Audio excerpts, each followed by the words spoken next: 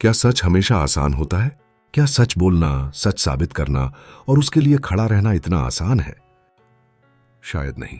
17वीं century में एक आदमी था जिसने अपनी आंखों से देखा, धरती नहीं बल्कि सूरज इस ब्रह्मांड का केंद्र है।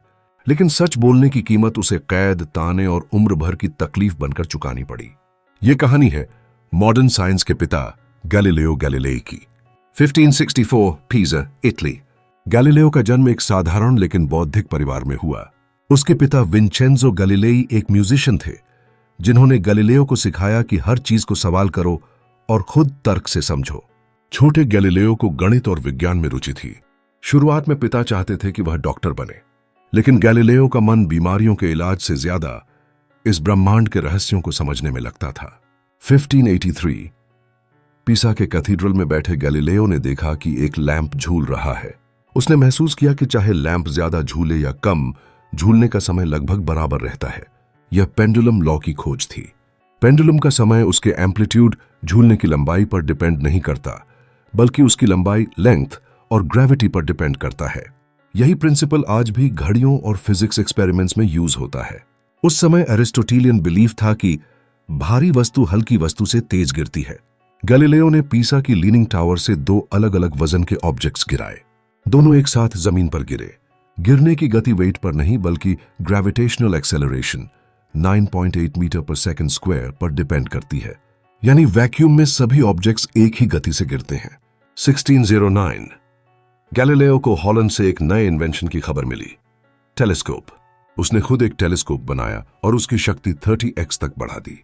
अब पहली बार इंसान की आंखें ब्रह्मांड को वैसे देख रही थीं जैसे पहले कभी नहीं देखा था। उसने देखा मून पर माउंटेन्स और क्रेटर्स, यानी चांद परफेक्ट नहीं है। मिल्की वे लाखों स्टार्स से बनी है। जुपिटर के 4 मून्स, आयो, यूरोपा, गैनीमेड, कैलिस्टो। सैटर्न का अजीब आकार जो बाद में रिंग्स साबित हुए। सनस्पॉट्स यानी सूरज भी परफेक्ट नहीं है। ये ऑब्जर्वेशंस प्रूव करते थे कि एरिस्टोटेलियन कॉस्मोलॉजी और चर्च का बिलीफ सभी सेलेस्टियल बॉडीज परफेक्ट हैं और अर्थ सेंटर है गलत था।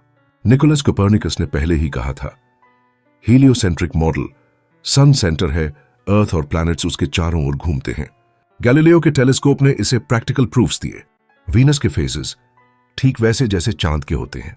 यह तभी पॉसिबल था जब वीनस सूर्य के चारों ओर घूमता है। जुपिटर के मून्स, यानी हर चीज अर्थ के चारों ओर नहीं घूमती। अगर सब अर्थ के चारों ओर घूमते तो जुपिटर के चारों ओर मून्स का घूमना इम्पॉसिबल होता। वीनस के फेजेस भी सिर्फ हीलियोसेंट्रिक मॉडल से एक्सप्लेन हो सकते थे। लेकिन उस समय चर्च मानता था जियोसेंट्रिक मॉडल अर्थ सेंटर है। चर्च का मानना था बाइबल में लिखा है, इसलिए यही सच है।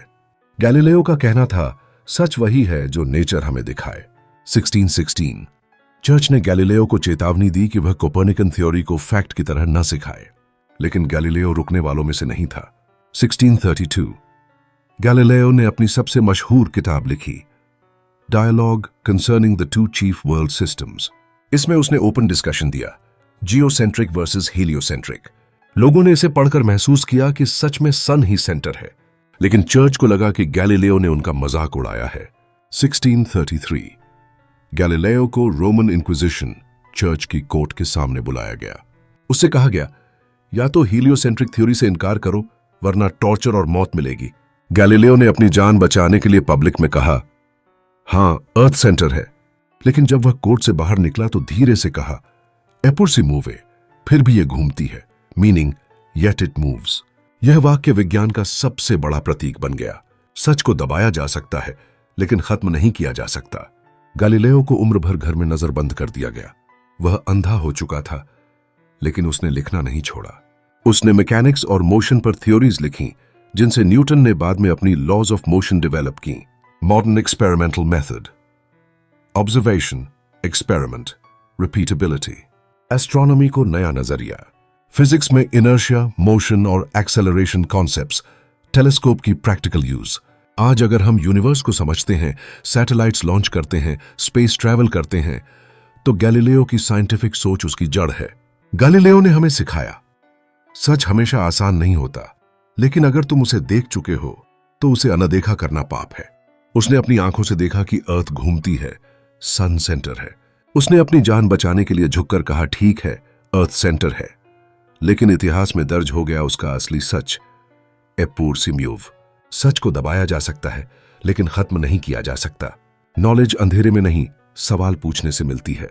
और सबसे बड़ी बात, एक इंसान भी पूरी दुनिया की सोच बदल सकता है।